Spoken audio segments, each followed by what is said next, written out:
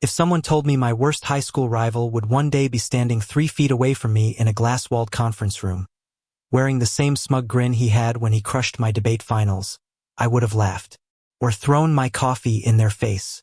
But here he was, Ethan Reynolds, my personal nemesis, now sharing oxygen in my workplace, looking like every dream I never admitted having. I had just started at D&L Advertising, a top-tier agency in Manhattan, and I was ready to prove myself after years of clawing my way through mediocre jobs. New city, new life, clean slate. That was the plan. Until the door opened, and he walked in like a storm wrapped in a tailored suit. "Alex Parker," he said, voice dripping with something between amusement and nostalgia. Long time. God, that voice. Deeper now, richer. It had the audacity to send a shiver down my spine. I forced a smile. "Reynolds, didn't expect to see you here. The universe hated me enough for this to make perfect sense." The meeting began, words flying about campaign strategies and client expectations, but I barely heard a damn thing. My brain was too busy replaying memories I'd buried. Late nights in the high school library, him smirking when he beat my debate points, the stupid, reckless crush I had on him at 17, the crush that drove me to write a love confession email I never intended to send. Except I did. And he never replied. That email had haunted me for years, like a drunk text you can't delete. Back then, I assumed he laughed at it, maybe even showed it to friends. So I moved one or tried to. Now he was here, sitting across the table, tapping a pen against his lip like it was some innocent gesture. It wasn't. That man knew what he was doing. When the meeting ended, I practically bolted, but of course, fate loves humiliation. As I packed my laptop, I heard his voice behind me. "You still type like you're trying to kill the keyboard."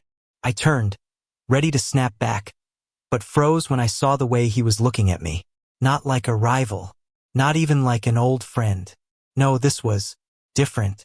"Some things don't change," I said, grabbing my bag.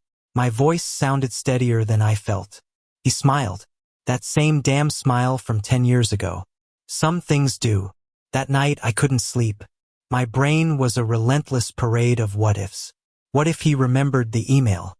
What if he'd kept it? What if God printed it out and framed it as a joke? To make things worse, we were paired on the biggest campaign of the year, which meant long hours, late nights, and way too much close proximity with the guy who once unknowingly shattered my teenage heart. Day 2 started with disaster.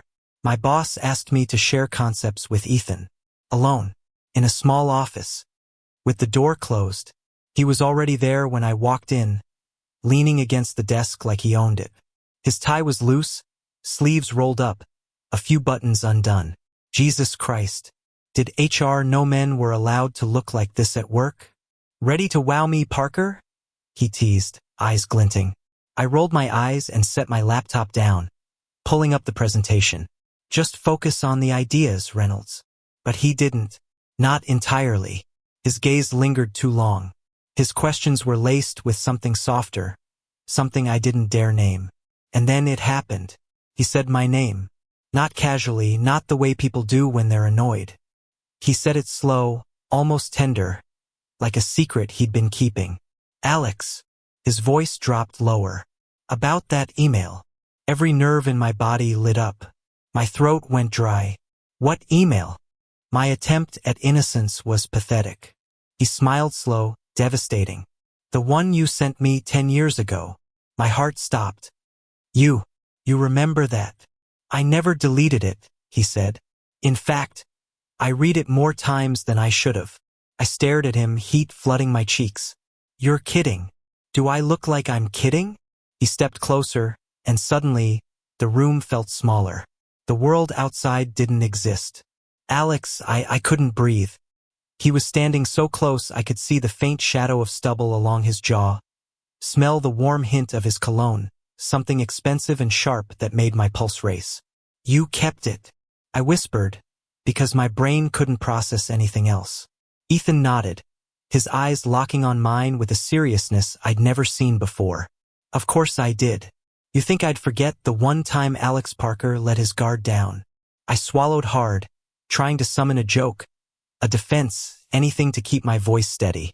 But nothing came. Just the pounding in my chest and the heat crawling up my neck. Why? I asked, the word barely audible. Because, he said softly, it was the first time I realized you weren't my rival. You were something else. For a moment, I forgot how to speak. The world tilted. 10 years of assumptions, of bitterness, of replaying that silence in my head, they all cracked in one breath. Something else. My voice shook despite me. Ethan stepped closer, close enough that his arm brushed mine, sending sparks up my skin. His expression softened, the cocky grin replaced with something raw. Someone I couldn't stop thinking about. I laughed, sharp and disbelieving. That's rich. You ignored me for a decade, Ethan. I didn't ignore you, he said, his voice quiet but fierce. I thought you were joking, that you were mocking me. By the time I realized you weren't, it was too late. You'd cut me off. I stared at him, anger and hope tangling inside me until I couldn't tell them apart. So you just let it go? I tried, he admitted. His eyes burned into me, unflinching. God knows I tried. But then I saw your name on the team roster last week and, Alex, I couldn't sleep. I couldn't stop wondering if you hated me, if you still. He stopped, searching my face like the answer was written there. My breath caught. If I still what? If you still meant it. The silence between us was heavy, electric. I could hear my heartbeat, feel it in my throat. Meant it? God, I'd meant every word back then. And maybe, just maybe, I still did. Ethan. His name felt different now, almost tender on my tongue. But before I could finish, his hand brushed mine. It wasn't accidental. His fingers lingered, warm, steady, like he was giving me a choice. To pull away or to close that impossible distance. I didn't pull away. The first touch was tentative, his fingers curling around mine like a question. The second was an answer, his palm against my cheek, tilting my face toward him. My breath hitched as his forehead rested against mine, and suddenly I wasn't in an office anymore. I was 17 again, typing that stupid email at midnight, wishing for something I thought I could never have. Tell me to stop, he murmured. His voice trembled like he was terrified of the word. I couldn't. Instead, I closed the last inch between us. The kiss wasn't perfect. It was too urgent, too desperate, years of missed chances crashing into one moment. But God, it was real. His lips were warm, his hand firm against the small of my back as if he was afraid I'd vanish. I kissed him back like I'd been starving for it, and maybe I had. When we finally broke apart, my forehead rested against his chest, both of us breathless. 10 years? I whispered, half laughing, half shaking. You're a damn idiot. His chuckle rumbled against my ear. Takes one to know one. He pulled back just enough to look at me, his smile soft, almost shy, a side of Ethan Reynolds I never thought I'd see. Dinner tonight? No work talk. Just us. Is this your way of making up for a decade of radio silence? I teased, though my voice cracked on the last word. His grin widened. It's a start. The campaign became our excuse at first. Late nights in the office turned into lingering conversations, coffees that lasted hours, hands brushing a little too often to be accidental. But the truth? We weren't pretending anymore. I learned he'd saved every big achievement of screenshots of articles, mentions in industry blogs like some secret fan. He learned I'd spent years trying to hate him and failing miserably. And somewhere between shared cab rides and quiet confessions, between laughter in dimly lit diners and his hand finding mine under the table, I realized something. We weren't rivals. We never had been. We were two idiots orbiting each other for years, too proud and too scared to admit gravity was pulling us in. The night the campaign went live, we celebrated alone, in his apartment overlooking the city. He raised a glass, eyes glinting like they had in high school, like they had yesterday, like they always would.